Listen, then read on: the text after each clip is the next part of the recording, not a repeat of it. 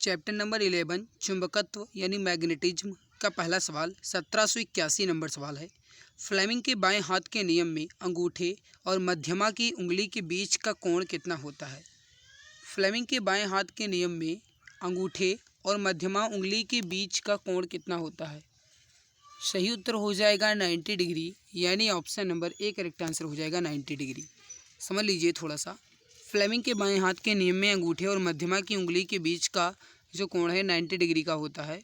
इस नियमानुसार बाएं हाथ की तर्जनी, मध्यमा उंगली और अंगूठे को इस तरह से फैलाया जाता है कि ये तीनों एक दूसरे के परस्पर लंबवत हों, और यदि तर्जनी चुंबकीय क्षेत्र की दिशा और मध्यमा चालक द्वारा प्रवाहित विद्युत धारा की दिशा की ओर संकेत करती है, तब अंगूठा चालक पर आरोपित बल की दिशा की ओर संकेत करता है। इस नियम को फ्लेमिंग के वामहस्त नियम या फिर फ्लेमिंग के बाएं हाथ का नियम कहा जाता है। विद्युत चुंबकीय प्रेरण की घटना किसके कारण होती है, इसका आंसर आपको बताना है। विद्युत चुंबकीय प्रेरण की घटना जो है ये होती है कुंडली से गुजरने वाले चुंबकीय अभिवाह में परिवर्तन के कारण। डी आंसर आपका परफेक्ट आंसर यहाँ पे हो जाएगा। चुंबकीय क्षेत्र रेखाएं कभी भी एक दूसरे को नहीं काटती। इस तथ्य का तात्पर्य यह है कि चुंबकीय क्षेत्र हमेशा, राइट उत्तर हो जाएगा, चुंबकीय क्षेत्र हमेशा क्षेत्र के किसी भी बिंदु पर एक अद्वितीय मान होता है। राइट आंसर हो जाएगा वी आंसर।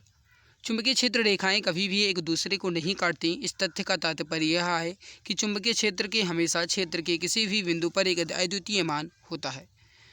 अगला सवाल आपके सामने कि डायनेमो में विद्युत धारा डैश के सिद्धांत का उपयोग करके उत्पन्न की जाती है। तो डायनेमो में विद्युत धारा जो है किसके सिद्धांत पर उत्पन्न होती है? राइट उत्तर हो जाएगा आपका ऑप्शन नंबर ए, विद्युत चुंबकीय प्रेरण के सिद्धांत पर। ऑप्शन ए परफेक्ट आंसर आपका यहाँ पे हो जाएगा। देखिए डायनेमो में विद्युत धारा विद्युत चुंबकीय प्रेरण के सिद्धांत का उपयोग करके उत्पन्न की जा सकती है। इसमें यांत्रिक ऊर्जा का उपयोग चुंबकीय क्षेत्र में रखे किसी चालक को घूर्णन गति प्रदान करने में किया जाता है, जिसके फलस्वरूप विद्युत धारा उत्पन्न होती है। चुंबकीय क्षेत्र प्लस चालक की गति जो है ये बराबर होती है प्रेरित विद्युत धारा की। नेक्स्ट सवाल है आपके सामने कि निम्न में से कौन सा उपकरण चुंबकीय क्षेत्र में स्थित धारावाही चालक पर लगने वाले बल की अवधारणा पर आधारित नहीं है? लाउड स्पीकर, वोल्टमीटर, एमीटर और विद्युत फ्यूज। इस दिए गए चार ऑप्शन में अगर कहा जाए तो ऑप्शन नंबर बी विद्युत फ्यूज जो है ये बल की अवधारणा पर आधारित नहीं है। तो मेरे प्यारे भाई यहाँ पे एमीटर, लाउड स्पीकर, वोल्टमीटर है, लेकिन विद्युत फ्यूज नहीं है। तो वी आंसर परफेक्ट आंसर आपका यहाँ पे हो जाएगा। अगला सवाल देखते हैं। अगला सवाल आपके सामने है, निम्नलिखित में से कौन से कथन सही हैं? इस दिए गए ऑप्शन के अनुसार आपको बताना है कि इसमें कौन सा कथन सही है। सवाल पूरा का पूरा इंपॉर्टेंट है। पहला देखिए मेरे प्यारे भाई, चुंबकीय क्षेत्र की प्रबलता क्षण चुंबक के केंद्र में सबसे अधिक प्रबल होती है। ये आपका सही नहीं है, पहला ही गलत है। कोई भी दो चुंबकीय क्षेत्र बल रेखाएं प्रतिच्छेदित नहीं कर सकती, ये बिल्कुल सही है। चुंबकीय बल रेखाएं बंद सतत वक्र यानी कि क्लोज्ड कंटिन्यूअस कर्व्स नियमित करती हैं, ये भी आपका सही है। तो सेकंड एंड थर्ड आपका दोनों सही है। तो डी आंसर राइट आंसर आपका यहाँ पे हो जाएगा। नेक्स्ट सवाल है आपके सामने कि चुंबकीय उत्तरी ध्रुव पर चुंबकीय क्षेत्र रेखाएं किस तरीके से होती हैं? इसका आंसर आप बताएंगे और इम्पोर्टेंट सवाल है, फटाफट बताएंगे। तो देखिए चुंबक के उत्तरी ध्रुव पर चुंबकीय क्षेत्र रेखाएं जो हैं ये ध्रुव से निकलने वाली रेखाएं होती हैं। तो बी आंसर राइट आंसर आपका यहाँ पे हो जाएगा। समझने की कोशिश कीजिए, समझ लीजिएगा। चुंबकीय उत्तरी ध्रुव पर चुंबकीय क्षेत्र की रेखाएं ध्रुव से निकलने वाली रेखाएं होती हैं। चुंबकीय क्षेत्र की रेखाएं एक ऐसी काल्पनिक रेखाएं हैं जिनकी किसी बिंदु पर खींची गई स्पर्श रेखा उस बिंदु पर चुंबकीय क्षेत्र की दिशा को प्रदर्शित करती है। ये रेखाएं चुंबक के उत्तरी ध्रुव से शुरू होकर चुंबक के बाहरी क्षेत्र में दक्षिणी ध्रुव पर समाप्त होती हैं, जबकि चुंबक के अंदर चुंबकीय क्षेत्र रेखाएं दक्षिणी ध्रुव से शुरू होकर उत्तरी ध्रुव पर समाप्त होती हैं। अगला सवाल है, डैश को परिवर्तित करके विद्युत चुंबकीय ध्रुवता उत्क्रमित की जा सकती है। तो मेरे भाई राइट आंसर हो जाएगा आपका ऑप्शन नंबर सी, धारा की दिशा। धारा की दिशा को परिवर्तित करके विद्युत चुंबकीय की ध्रुवता जो है उत्क्रमित की जा सकती है। तो राइट आंसर हो जाएगा आपका option number C, perfect answer यहाँ पे हो जाएगा। अगला सवाल है आपके सामने कि शरीर के अंदर उत्पन्न दुर्बल चुंबकीय क्षेत्र का उपयोग करके शरीर के विभिन्न अंगों की छवियां प्राप्त करने की प्रक्रिया को क्या कहा जाता है? तो इसका राइट आंसर हो जाएगा आपका यहाँ पे option number B, MRI scan. तो ऑप्शन वो बी करेक्ट आंसर हो जाएगा, MRI स्कैन। देखिए शरीर के अंदर उत्पन्न दुर्बल चुंबकीय क्षेत्र का उपयोग करके शरीर के विभिन्न अंगों की छवियां प्राप्त करने की जो प्रक्रिया इसे MRI स्कैन कहा जाता है। वी आंसर राइट आंसर आपका यहाँ पे हो जाएगा। अगला है कि चुंबकीय क्षेत्र के अंदर स्थित धारावाही चालक पर बल की दिशा ज्ञात करने के लिए प्रयुक्त फ्लेमिंग के बाएं हाथ के नियम के अनुसार मध्यमा और तर्जनी अंगुलियां हमेशा या फिर क्रमशः डैश डैश डैश की दिशाओं को निरूपित करते। तो इसका राइट आंसर हो जाएगा आपका धारा और चुंबकीय क्षेत्र। समझ लीजिए एक बार फिर से। देखिए ये जो एक्सप्लेनेशन है ना, ये पूरा का पूरा इंपॉर्टेंट एक्सप्लेनेशन है। चुंबकीय क्षेत्र के अंदर स्थित धारावाही चालक पर बल की दिशा ज्ञात करने के लिए फ्लेमिंग के बाएं हाथ के नियम के अनुसार मध्यमा और तर्जनी अंगुलियां क्रमशः धारा और चुंबकीय क्षेत्र की दिशाओं को निरूपित करती हैं। किसी चालक के चुंबकीय क्षेत्र के समांतर दिशा में गति करने पर इसमें उत्पन्न प्रेरित ईएमएफ जो है ये कैसा होगा?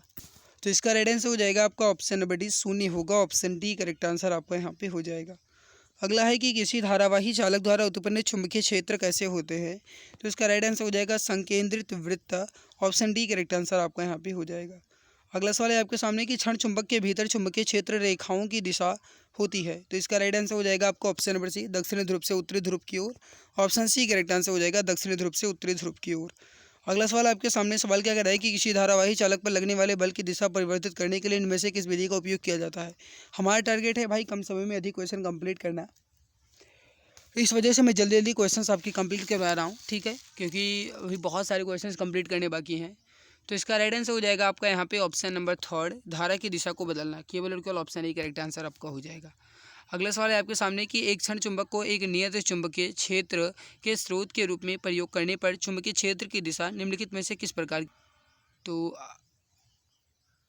ये सवाल मैंने करवाया है नहीं, ध्यान नहीं है, तो एक बार देख लीजिए फिर से। चुंबकीय बल रेखाओं की किसी बिंदु पर आरेखित डैश चुंबकीय क्षेत्र की दिशा ज्ञात की जा सकती है, तो उसके स्पर्श ज्या के माध्यम से। ए आंसर राइट आंसर हो जाएगा। ध्यान नहीं था भाई, अगर मैंने करवाया होगा तो दोबारा देख लीजिएगा। अगला है कि जब एक धारावाही तार एक चुंबकीय क्षेत्र में क्षैतिज रूप से रखा जाता है जिसका उत्तरी ध्रुव ऊपर की दिशा में और दक्षिण ध्रुव नीचे की दिशा में होता है तथा तार दक्षिण दिशा की ओर विक्षेपित होता है, तो तार में इलेक्ट्रॉन की दिशा कैसी होगी? तो तार है इसमें इलेक्ट्रॉन की दिशा जो है ये होती है पश्चिम से पूर्व की ओर। राइट उत्तर हो जाएगा आपका ऑप्शन नंबर ए। अगला सवाल देखिए।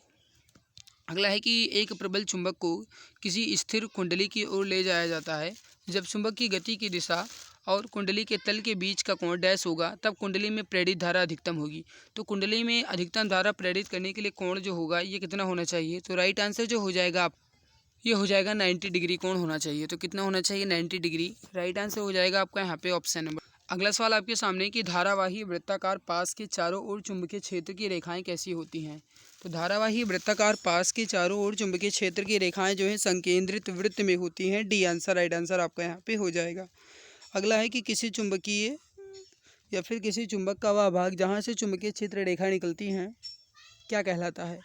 तो उसे कहा जाता है, राइट आंसर हो जाएगा उत्तरी ध्रुव। करेक्ट आंसर हो जाएगा आपका यहाँ पे डी आंसर। तो ऐसे पदार्थ जो निकिल, कोबाल्ट तथा विशेषकर लोहा को आकर्षित करते हैं चुंबकीय पदार्थ कहलाते हैं। प्रत्येक चुंबक के दो ध्रुव होते हैं, उत्तरी ध्रुव और दक्षिणी ध्रुव।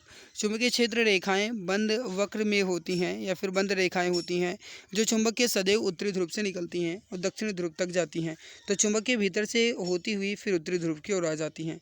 तो मेरे प्यारे भाई उत्पन्न किस तरफ से होती है? तो उत्तरी ध्रुव की ओर से ही होती है और ख़त्म दक्षिणी ध्रुव की ओर होती है। कुंडली की गति की दिशा चुंबकीय क्षेत्र के समकोण पर होने पर प्रेरित धारा कितनी होगी? तो प्रेरित धारा जो है मेरे भाई यह अधिकतम हो जाएगी। राइट आंसर हो जाएगा आपका यहाँ पे ऑप्शन नंबर सी, अधिकतम हो जाएगी 90 डिग्री यानी कि समकोण पर। अगला देखिए, यदि तांबे के एक तार को किसी एक समान चुंबकीय क्षेत्र से गुजारा जाता है तो उसमें प्रेरित धारा की दिशा इसमें से किसका उपयोग करके ज्ञात की जा सकती है? तो इसका राइट आंसर हो जाएगा आपका यहाँ पे डी आंसर, फ्लेमिंग के दाएं हाथ के नियम से। डी आंसर राइट हो जाएगा फ्लेमिंग के दाएं हाथ के नियम से। अगला है कि किस स्थिति में प्रेरित धारा का मान अधिकतम होता है? इसमें से देखा जाए किस स्थिति में प्रेरित धारा का मान अधिकतम होगा? तो कुंडली की गति की दिशा चुंबकीय क्षेत्र के प्रबल होने पर। राइट हो जाएगा कुंडली की गति की दिशा चुंबकीय क्षेत्र के लंबवत होने पर। तो राइट आंसर हो जाएगा आपका यहाँ पे ऑप्शन। ऊपर के मैंने एक सवाल स्किप किए हैं, उसका गाइस कारण यह है कि वो आपके न्यूमेरिकल वाले सवाल थे, तो न्यूमेरिकल की क्लास में करवाऊँगा। अगला सवाल है आपके सामने कि फ्लेमिंग के बाएँ हाथ के नियम में तर्जनी जो है किस दिशा को इंगित करती है? इसका आंसर आप बताएंगे। फ्लेमिंग के बाएं हाथ के नियम में तर्जनी जो है ये किस दिशा को इंगित करती है?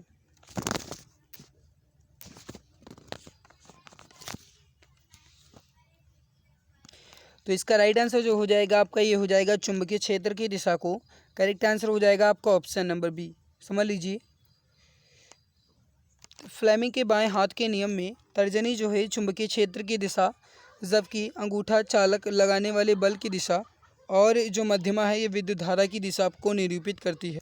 अगला सवाल है कि किसी परिनालिका के भीतर चुंबकीय क्षेत्र रेखाएं किस रूप में होती हैं। तो किसी भी परिनालिका के भीतर जो चुंबकीय क्षेत्र की रेखाएं हैं ये समांतर रेखाओं में होती हैं। राइट उत्तर हो जाएगा आपका यहाँ पे ऑप्शन नंबर सी, समांतर रेखाओं में। देखिए समझ लीजिए, चुंबकीय बल रेखाएं किसी चुंबकीय क्षेत्र में वह काल्पनिक वक्र रेखाएं हैं जिनकी किसी बिंदु पर खींची गई स्पर्श रेखा उस बिंदु पर चुंबकीय क्षेत्र की दिशा को बताती है। किसी परिनालिका के भीतर चुंबकीय क्षेत्र रेखाएं समांतर रेखाओं के रूप में होती हैं। चुंबकीय क्षेत्र रेखाएं कभी भी एक दूसरे को प्रतिच्छेदित नहीं करती। अगला सवाल देखिए, अगला सवाल समझिए। एक आयताकार कुंडली एक समान क्षेत्र से घूम रही है। चुंबकीय क्षेत्र की दिशा कुंडली के तल के लंबवत है। यदि चुंबकीय क्षेत्र में गतिमान कुंडली की गति की स्पीड कम हो जाती है तो फिर क्या परिवर्तन होगा। तो इसका राइट आंसर हो जाएगा आपका यहाँ पे कि प्रेरित विभवांतर जो है घट जाएगा। राइट आंसर हो जाएगा आपका यहाँ पे ऑप्शन नंबर सी। अगला है कि जब किसी चुंबक को किसी कुंडली के पास ले जाया जाता है तो यह कुंडली में एक प्रेरित धारा उत्पन्न करता है। प्रेरित धारा के परिमाण को बढ़ाने के लिए इनमें से किस विधि का उपयोग किया जा सकता है। तो इसका राइट आंसर जो हो जाएगा आपका यहाँ पे ये हो जाएगा कुंडली में फेरों की संख्या में वृद्धि करके और चुंबक की गति में वृद्धि करके। तो राइट आंसर हो जाएगा आपका फर्स्ट एंड सेकंड दोनों, यानी ऑप्शन नंबर ए आपका परफेक्ट आंसर हो जाएगा, फर्स्ट एंड सेकंड दोनों। देखिए अगला सवाल है कि स्वतंत्र रूप से लटका हुआ क्षण चुंबक किस दिशा में इंगित करता है। तो स्वतंत्र रूप से लटका हुआ जो क्षण चुंबक है यह भौगोलिक उत्तर और भौगोलिक दक्षिण दिशा में इंगित करेगा। राइट उत्तर हो जाएगा आपका फर्स्ट ऑप्शन, भौगोलिक उत्तर और दक्षिण दिशा में। अगला सवाल आपके सामने कि किसी चुंबकीय क्षेत्र में स्थित एक सीधे धारावाही चालक पर आरोपित बल से संबंधित निम्न कथनों पर विचार कीजिए। पहला और दूसरा देखिए। पहला कथन है कि बल की दिशा चालक में प्रवाहित धारा की दिशा पर निर्भर करती है। ये आपका गलत आंसर है। बल की दिशा उस चुंबकीय क्षेत्र की दिशा पर निर्भर करती है जिसमें चालक को स्थित होते हैं। ये बिल्कुल सही है। तो राइट आंसर हो जाएगा आपका ऑप्शन, यानी कि कथन वी। बाकी मेरे प्यारे भाई मैंने आपको बताया है। अगला है कि विद्युत चुम्बकीय प्रेरण की घटना के दौरान किसी कुंडली में प्रेरित ईएमएफ जो है किसके अनुक्रमानुपाती होता है। तो इसका राइट आंसर हो जाएगा विद्युत चुम्बकीय प्रेरण की घटना के दौरान किसी भी कुंडली में प्रेरित ईएमएफ जो है ये किसके अनुक्रमानुपाती होता है। डी आंसर, चुंबकीय अभिवाह में परिवर्तन की दर। करेक्ट आंसर हो जाएगा आपका यहाँ पे ऑप्शन नंबर डी।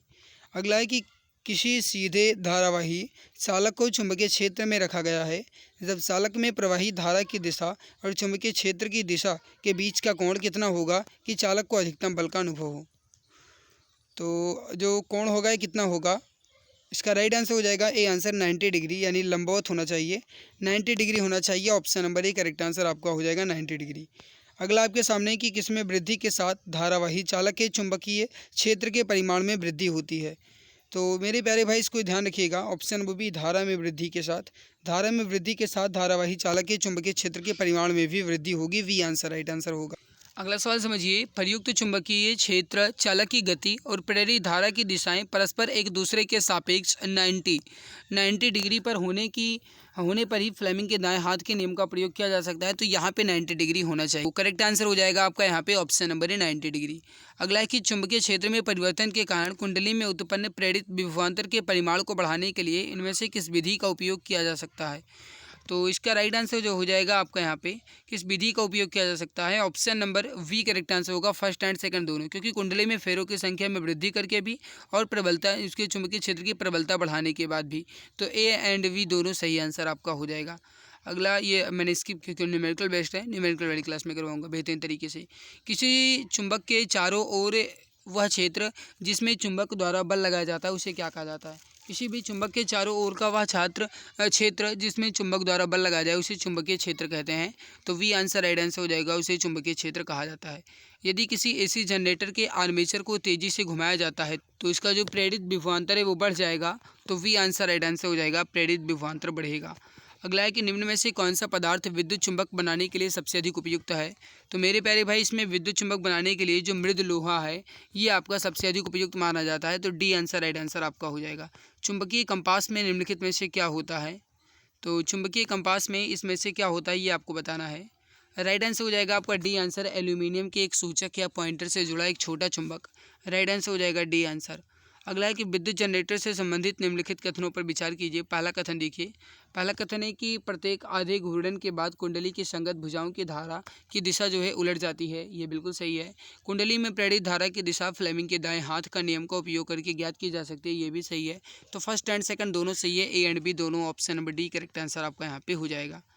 अगला सवाल है आपके सामने, किसी धारावाही परिनालिका के अंदर चुंबकीय क्षेत्र कैसा होगा। तो किसी भी धारावाही परिनालिका के अंदर चुंबकीय क्षेत्र जो है ये आपका हमेशा के लिए एक समान होगा, यानी अशून्य नहीं होगा। तो एक समान और अशून्य दोनों हो सकता है। तो सी आंसर राइट आंसर। समझ लीजिए, किसी धारावाही परिनालिका के अंदर चुंबकीय क्षेत्र एक समान और अशून्य होता है। पास पास लिपटे विद्युत रोधी तांबों के तार की बेलन की आकृति की अनेक फेरों वाली कुंडली को परिनालिका कहते हैं। परिनालिका के भीतर चुंबकीय क्षेत्र रेखाएं समांतर सरल रेखाओं की भांति होती हैं, जो कि दर्शाता है कि धारावाही परिनालिका के भीतर सभी बिंदुओं पर चुंबकीय क्षेत्र समान होता है। अगला है कि सीधे धारावाही चालक से दूर जाने पर चुंबकीय क्षेत्र रेखाओं की परिधि में क्या परिवर्तन होगा। तो इसका राइट आंसर हो जाएगा, इसमें वृद्धि हो जाएगी। करेक्ट आंसर हो जाएगा आपका ऑप्शन नंबर डी, वृद्धि। अगला आपके सामने है कि जब चुंबकीय क्षेत्र के भाग में चुंबकीय बल रेखाएं अधिक सघन होती हैं तो निम्नलिखित में से किसकी उपस्थिति इंगित करती हैं। तो जब चुंबकीय बल रेखाएं अधिक सघन होंगी तो ये किसकी उपस्थिति इंगित करेंगी, प्रबल चुंबकीय क्षेत्र की। तो राइट आंसर हो जाएगा आपका डी आंसर, प्रबल चुंबकीय क्षेत्र। अगला सवाल आपके सामने है कि किसी दंड चुंबक के बाहर चुंबकीय क्षेत्र रेखाओं से संबंधित गलत कथन का चयन कीजिए। तो इसमें से अगर कहा जाए मेरे प्यारे भाई, तो पहला ही गलत है कि एक दूसरे को प्रतिच्छेदित करते हैं, ये गलत है। क्षेत्र रेखाएं एक दूसरे को प्रतिच्छेदित नहीं करती, ये सही है। और क्षेत्र रेखाएं दक्षिण ध्रुव में विलीन हो जाती हैं, बिल्कुल सही है। उत्तरी ध्रुव से निकलती हैं, दक्षिण में विलीन हो जाती हैं, ये भी सही है। और उत्तरी ध्रुव से निकलती हैं, ये भी सही है। तो दिया गया ऑप्शन नंबर ए ही आपका गलत दिया गया था। अगला सवाल आपके सामने कि फ्लेमिंग के दाएं हाथ का नियम किसी डैश में गतिमान चालक में प्रेरित धारा की दिशा बताता है। तो इसका राइट आंसर हो जाएगा ऑप्शन नंबर डी, चुंबकीय क्षेत्र में। तो फ्लेमिंग के दाएं हाथ का नियम किसी चुंबकीय क्षेत्र में गतिमान दिशा में प्रेरित धारा की दिशा को बताता है। राइट आंसर हो जाएगा आपका ऑप्शन नंबर डी, चुंबकीय क्षेत्र। चलिए आगे बढ़ते हैं, अगला सवाल देखते हैं। अगला सवाल समझते हैं। अगला सवाल है कि यदि किसी चालक में प्रवाहित धारा की दिशा और चुंबकीय क्षेत्र की दिशा के बीच का कोण शून्य हो तो चालक पर लगने वाला बल यानी फोर्स कितना होगा। तो अगर कोण शून्य है तो फोर्स भी शून्य ही होगा। राइट आंसर हो जाएगा आपका ऑप्शन नंबर सी, शून्य। अगला है कि अंगूठा, तर्जनी और मध्यमा को एक दूसरे के लंबवत स्थिति में किए जाने पर यदि तर्जनी और चुंबकीय क्षेत्र की दिशा को इंगित करती है और अंगूठा चालक की गति की दिशा को इंगित करता है तो मध्यमा और प्रेरित धारा की दिशा को इंगित करेगी। ये जो है क्या कहलाता है। तो ये जो है मेरे प्यारे भाई, ये कहलाता है करेक्ट आंसर हो जाएगा डी आंसर, फ्लेमिंग के दाएं हाथ का नियम। करेक्ट आंसर हो जाएगा आपका ऑप्शन नंबर डी, फ्लेमिंग के दाएं हाथ का नियम। अगला है कि एक लंबी धारावाही परिनालिका द्वारा उत्पन्न चुंबकीय क्षेत्र कैसा होगा। तो इसका राइट आंसर हो जाएगा जो एक लंबी धारावाही परिनालिका द्वारा उत्पन्न चुंबकीय क्षेत्र होगा ये कैसा हो जाएगा, ये आपका हो जाएगा वी आंसर, परिनालिका के अंदर एक समान। ऑप्शन बी करेक्ट आंसर हो जाएगा, परिनालिका के अंदर एक समान। अगला सवाल है कि स्थिर धारा वाली परिनालिका का उपयोग किस रूप में किया जा सकता है। तो स्थिर धारावाही परिनालिका का जो प्रयोग है किस रूप में किया जा सकता है। राइट आंसर हो जाएगा आपका वी आंसर, निरंतर चुंबकीय क्षेत्र का स्रोत। ऑप्शन बी करेक्ट आंसर आपका हो जाएगा, निरंतर चुंबकीय क्षेत्र का स्रोत। अगला देखिए, चुंबकीय क्षेत्र की उपस्थिति में धारावाही चालक पर कार्य करने वाले बल की दिशा निम्न में से किस पर निर्भर करती है।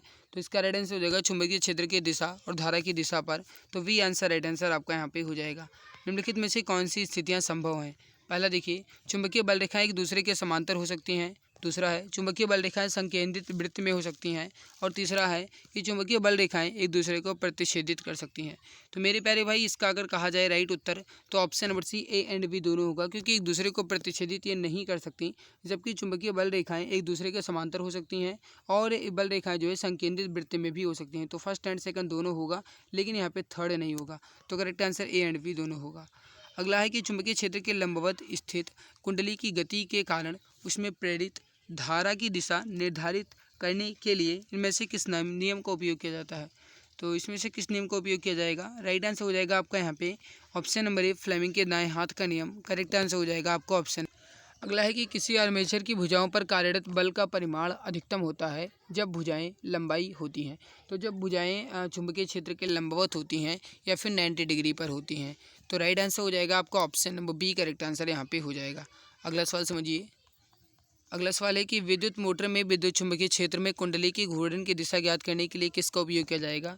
तो कुंडली के घूर्णन की दिशा को ज्ञात करने के लिए किसका उपयोग किया जाता है। फ्लेमिंग के बाएं हाथ के नियम का। वी आंसर राइट आंसर हो जाएगा, फ्लेमिंग के बाएं हाथ के नियम का उपयोग किया जाता है। अगला आपके सामने की चुंबकीय क्षेत्र में परिवर्तन द्वारा प्रेरित धारा उत्पन्न करने की प्रक्रिया क्या कहलाती है? तो विद्युत चुंबकीय प्रेरण। सी आंसर, राइट आंसर आपका हो जाएगा। किसी परिनालिका के भीतर चुंबकीय क्षेत्र कैसा होता है? तो किसी भी परिनालिका के भीतर चुंबकीय क्षेत्र जो है ये सभी जगह समान ही होता है। राइट आंसर हो जाएगा ए आंसर, सभी जगह समान।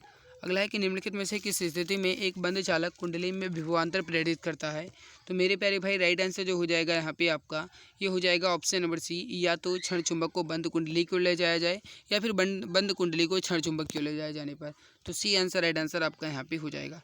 फ्लेमिंग के बाएं हाथ के नियम के अनुसार किसी विद्युत मोटर में कुंडली की भुजाओं से प्रवाहित होने वाली धाराओं की दिशा एक दूसरे के, करेक्ट आंसर हो जाएगा, एक दूसरे विपरीत या फिर 180 डिग्री पर होती हैं। तो राइट आंसर हो जाएगा आपका विपरीत या फिर 180 डिग्री पर हो। अगला सवाल है आपके सामने कि फ्लेमिंग के दाएं हाथ के नियम का उपयोग किसकी दिशा ज्ञात करने के लिए किया जाता है? तो फ्लेमिंग के दाएं हाथ का नियम का उपयोग जो है ये प्रेरित धारा की दिशा को ज्ञात करने के लिए किया जाता है। राइट आंसर हो जाएगा आपका ऑप्शन। अगला सवाल है कि किसी क्षण चुंबकीय चुंबकीय क्षेत्र से संबंधित निम्नलिखित कथनों पर विचार कीजिए। पहला कथन है कि इसके परिमाण और दिशा दोनों होते हैं, सही है। चुंबकीय क्षेत्र रेखाएं बंद वक्र में होती हैं, ये भी सही है। तो ए एंड बी दोनों सही होगा, यानी ऑप्शन सी करेक्ट आंसर आपका यहाँ पे हो जाएगा। मेरे प्यारे भाई एक बात मैं आपको बता दूं कि अगर आपको ये क्लास अच्छी लग रही है तो लाइक ज़रूर कर दिया करो, ठीक है। चुंबकीय क्षेत्र रेखाएं कैसी होती हैं? तो इसका राइट आंसर हो जाएगा आपका ए आंसर, हमेशा बंद वक्र में। Option number A correct answer हो जाएगा, बंद वक्र में और गाउस के नियम के अनुसार। अगला है आपके सामने कि निम्नलिखित विवरण में से चुंबकीय क्षेत्र के रेखाओं के सही गुणधर्मों की पहचान कीजिए। इसमें से सही गुणधर्म कौन से हैं और फिर नीचे दिए गए कूट का प्रयोग करके सही उत्तर का चयन करना है। तो देखिए अगर समझिए, पहला चुंबकीय क्षेत्र रेखाएं बंद पास में होती हैं, ये जस्ट अभी मैंने आपको बताया, बिल्कुल सही है। चुंबकीय क्षेत्र रेखाएं चुंबक के बाहर चुंबक के उत्तरी ध्रुव से दक्षिणी ध्रुव की ओर होती हैं, ये भी सही है। चुंबकीय क्षेत्र रेखाएं परस्पर प्रतिच्छेदित होती हैं, ये करती हैं, गलत है। मैंने बताया पहले आई आपको, प्रतिच्छेदित ये नहीं करती हैं।